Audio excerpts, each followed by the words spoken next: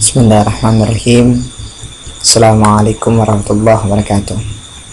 Para hadirin dimanapun Anda berada, senusa dan senyap tanah air, semoga Allah memberikan keberkatan kepada kita di dalam setiap amal ibadah kita selama ini, dari yang kecil hingga yang besar.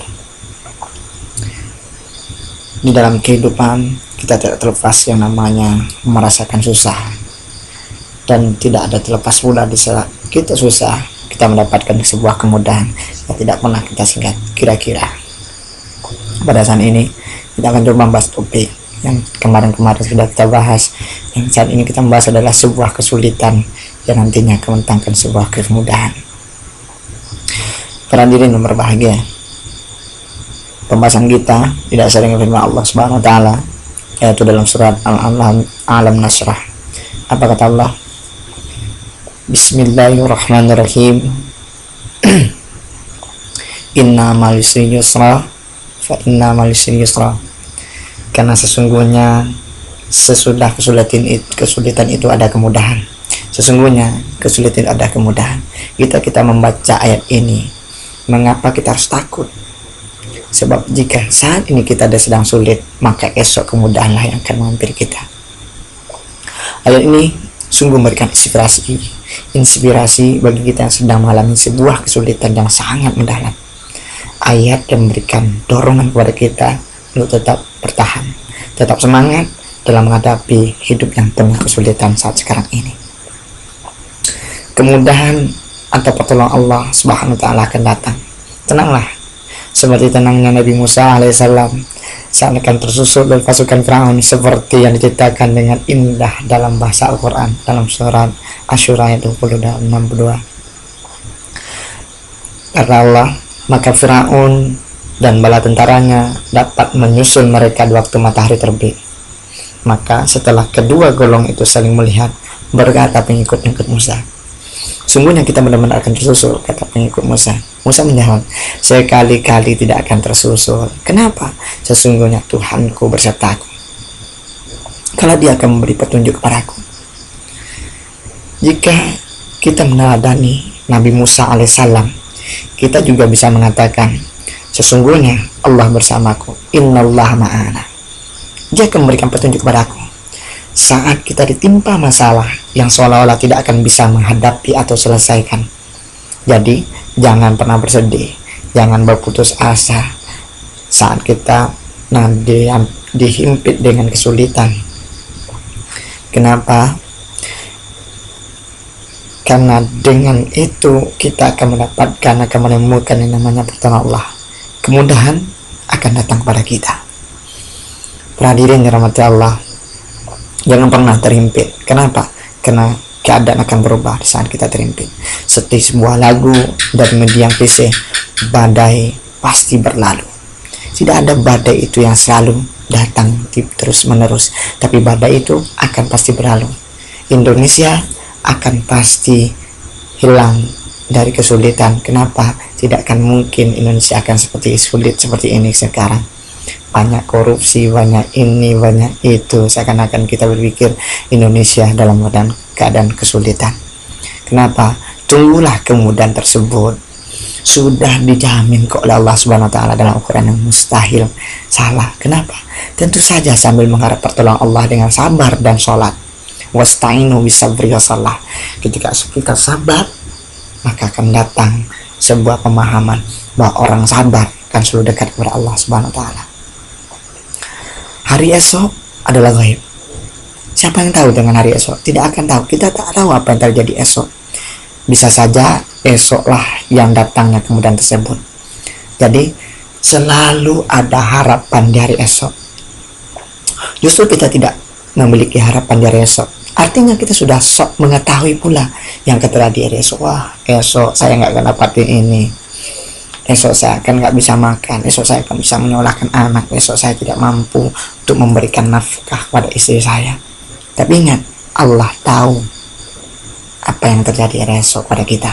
Kita menganggap esok hari akan seperti ini saja. Tidak akan seperti hari ini. Maka sama artinya kita mendahului ketentuan Allah kalau kita menyatakan hari ini sama dengan hari esok. Allah lah yang menentukan hari esok akan seperti apa. yang terjadi pada diri kita. Dan kita memang tidak diberitahu, nggak pernah Allah beritahu, oh esok kamu akan jadi jenderal, oh esok kamu akan jadi seorang ustadz, esok kamu akan menjadi seorang guru, esok kamu jadi konglomerat, esok kamu jadi pengamat, esok kamu jadi murtad. Nggak ada. Kenapa? Karena esok Allah menentukan. Besok selalu ada harapan untuk kita untuk menjadi yang terbaik. Begitu juga dengan rezeki. Hadirin yang dirahmati Allah, mungkin saat ini begitu sulit kita mendapatkan rezeki, karena akan ada kemudahan setelah ini. Jangan sampai kita menyerah dengan cara tidak mau mencari rezeki lebih besar, karena ketentuan kehilangan rezeki yang sudah ada. Ada juga berharap kepada orang dengan cara menjilat, merendahkan diri di hadapan orang. Ini adalah suatu kesalahan yang sangat besar. Allah tidak menyukai orang-orang menjilat, tapi menjilatlah kepada Allah dan merendah diri di hadapan Allah. Sujudlah kepada Allah. Iyyaka na'budu wa iyyaka nasta'in. Kita menyembah Allah dan kita pula memohon pertolongan kepada Allah. Tidak ada selain daripada Allah kita mempertolongan. Kadukan semuanya kepada Allah Subhanahu wa taala. Insyaallah selesai masalah. Hadirin dirahmati Allah, Allah sudah menyiapkan rezeki bagi kita. Jadi meskipun saat ini terasa sulit, sebenarnya sudah Allah siapkan untuk kita kemudahan yang akan kita dapatkan setelah kesulitan ini. Apa kata Allah dalam firman yang indahnya dalam surah Nuh ayat 6, dan tidak ada satu binatang melata pun di bumi melainkan Allah yang memberi rezekinya, dan dia mengetahui tempat berdiam binatang itu dan tempat penyimpanannya. Semuanya tertulis dalam kitab yang nyata, yaitu Lauhul Mahfuz. Jadi kita tidak tahu rezeki kita seperti apa, rezeki, jodoh, maut, apa yang terjadi esok kita tidak pernah akan tahu. Makanya Allah akan tahu apa yang ada di dunia ini. Dia mengatur tempat berdiam binatang itu dan tempat penyimpanannya. Allah memberi rezeki. Coba kita lihat kecoa, Allah yang berezeki. Bakteri yang kecil-kecil aja Allah tahu rezekinya. Hinggap di tubuh menjadi sebuah penyakit, Allah tahu. Ulat di dalam tanah, kita nggak tahu gimana cara rezeki. Oksigen aja mungkin kita nggak tahu gimana cara menghirupnya di dalam tanah bagi ulat. Tapi Allah tahu dan memberikan rezeki. Kenapa tahu tempat berdiam mereka binatang itu? Kenapa? Allah Khaliq. Allah yang menciptakannya. Allah juga yang memeliharanya. Allah juga yang hafiz. Allah yang hafiz, Allah yang melihara itu, Allah yang memberikan rezeki. Nah, makanya kita nggak perlu was-was bahwa esok saya akan dapat apa-apa. Mungkin saat ini kita tidak dapat apa-apa. Mungkin saat ini diberikan sama orang. Kenapa? Ada orang yang lebih butuh dari kita. Tapi esok kita mungkin lebih dari orang itu yang diberikan Allah Subhanahu wa taala. Selagi kita masih mampu untuk merasakan bahwa hadirnya Allah dalam hati kita, dalam hati kita bersama. Kenapa? Gimana sih ceritanya? Jadi kalau sulit terus kita lebih bisa bersabar. Ya. Kenapa? Ambil hikmah dalam kesulitan daripada tenggelam dengan kesedihan akibat kesulitan. Mengapa kita tidak berusaha mengambil hikmah dengan cara berprasangka baik kepada Allah SWT? Kadang-kadang kita berpikir, ya Allah, kejam amat Allah ini, kok masih udah dihidupin, diginiin lagi, dipetelekan lagi. Tapi ingat, ini adalah ujian. Sanggupkah kita menjalani ujian ini dengan baik?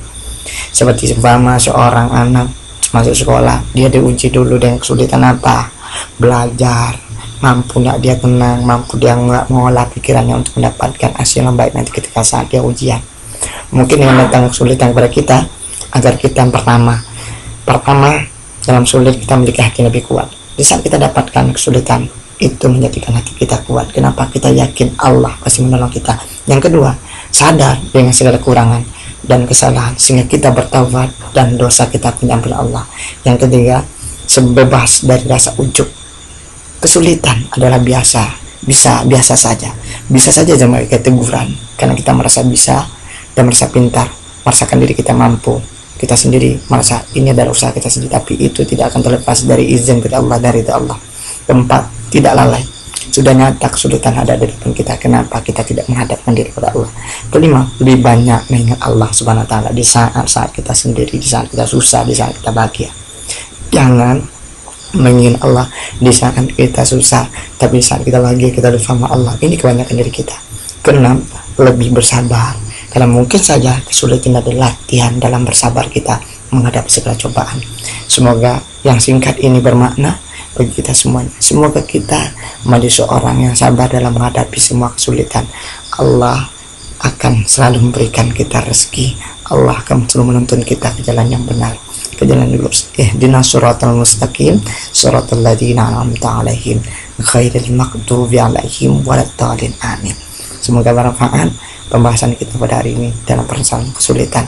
Manusia tidak akan selamanya merasakan sulit, karena Allah tahu kapan dia mendapatkan keberuntungan itu. Keberuntungan itu ada pada siapa? Idza jaa nasrullahi wal fath, akan diberikan pertolongan bagi orang-orang yang benar-benar bermohon kepada Allah Subhanahu wa taala. Semoga kita selalu menjadi hamba-hamba yang sabar dan masuk kepada golongan orang-orang soleh dalam melaksanakan kesabaran. Mungkin ini yang dapat saya sampaikan pada saat ini. Bermahgalah, berbahagialah menjadi orang-orang yang selalu berpikir positif kepada Allah Subhanahu wa taala. Assalamualaikum warahmatullahi wabarakatuh.